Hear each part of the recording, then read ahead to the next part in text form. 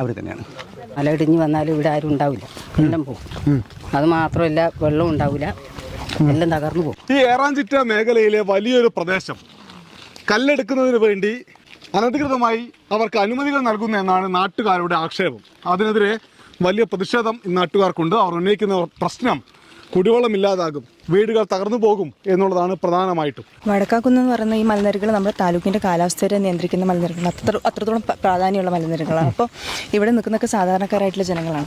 അപ്പോൾ ഇങ്ങനെയുള്ള ഏക്കർ കണക്കിന് സ്ഥലങ്ങളും മേടിച്ച് ഇവിടെ ക്വാറി തുടങ്ങുമ്പോൾ നിയമലംഘനങ്ങൾ നടത്തിയിട്ടാണ് ക്വാറി തുടങ്ങുന്നത്. ഒരു നിയമം അവർ പാലിച്ചിട്ടില്ല, ഒന്നാമത്തെ കാര്യം. അപ്പോൾ അതിനൊക്കെ അനുമതി കൊടുക്കുമ്പോൾ ഇവിടെയുള്ള സാധാരണക്കാരായ ജനങ്ങൾക്ക് അത് ജീവൻ സ്വത്തിനും ഭീഷണിയായിട്ടുള്ള കാര്യമാണ്.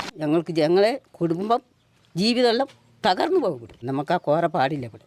അതെങ്ങനെയായാലും നിർത്തലാക്കാൻ തന്നെ വേണം. ഫസ്റ്റിൽ ഇവർ സ്ഥലം എടുത്തപ്പാട് ഒരു 2000 രൂപ വെച്ച് ഇവിടെ കൊണ്ടു തന്നു.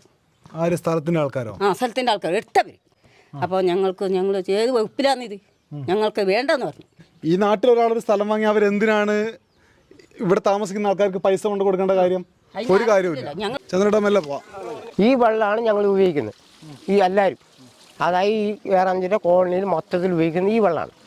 ആ വെള്ളം ഇനി പിന്നെ കഴിഞ്ഞ പ്രാവശ്യം കോറ നടത്തിയപ്പോൾ ഞാൻ തടഞ്ഞു, പക്ഷെ ഇനി തടയാൻ എനിക്ക് പറ്റും തോന്നുന്നില്ല. അപ്പം ഈ കോറ തുടങ്ങിയതിന് ശേഷമാണ് ഈ വെള്ളം നിന്ന് പോയത്. ഇപ്പം ഇങ്ങനെയല്ല സാറേ വെള്ളം ഒഴുകുന്നത്, ഇങ്ങനല്ല, അല്ല കറക്റ്റായിട്ട് പോകും. സാറിന് വിളിക്കരുത്. ശരി ശരി ശരി. നമ്മൾ ഈ കാണുന്ന ഈ ഉറവുണ്ടല്ലോ, ഇതാണ് ഈ വടക്കാംകുന്നിലെ ജനങ്ങളെ വേനൽക്കാലത്തൊക്കെ അവർക്ക് വേണ്ട വെള്ളം നൽകി സംരക്ഷിക്കുന്നത്. ഇവിടെ ഒരു കോറി വന്നു കഴിഞ്ഞാൽ ഇതൊക്കെ നശിച്ചു പോകും, വെള്ളം ഇല്ലാതാകുമെന്ന് ഇവർ ഭയക്കുന്നുണ്ട്. അങ്ങനെ കോറി വരാതിരിക്കാൻ കൂടെ നിൽക്കുന്ന ആളുകൾക്ക് ഞങ്ങൾ വോട്ട് കൊടുക്കുമെന്നും ചന്ദ്രേട്ടനും നാട്ടുകാരും പറയുന്നുണ്ട്. എന്തായാലും ഇവരുടെ ആശങ്ക പരിഹരിക്കപ്പെടണം, അത് ഈ തെരഞ്ഞെടുപ്പ് കാലത്ത് തന്നെ പരിഹരിക്കപ്പെടണം എന്നാണ് നമ്മൾ വന്ന് കണ്ടപ്പോഴും മോട്ടോർ സൈക്കിൾ ഡയറിക്കും തോന്നുന്നത്. എന്തായാലും പ്രതിഷേധം ഉയരുന്നുണ്ട്.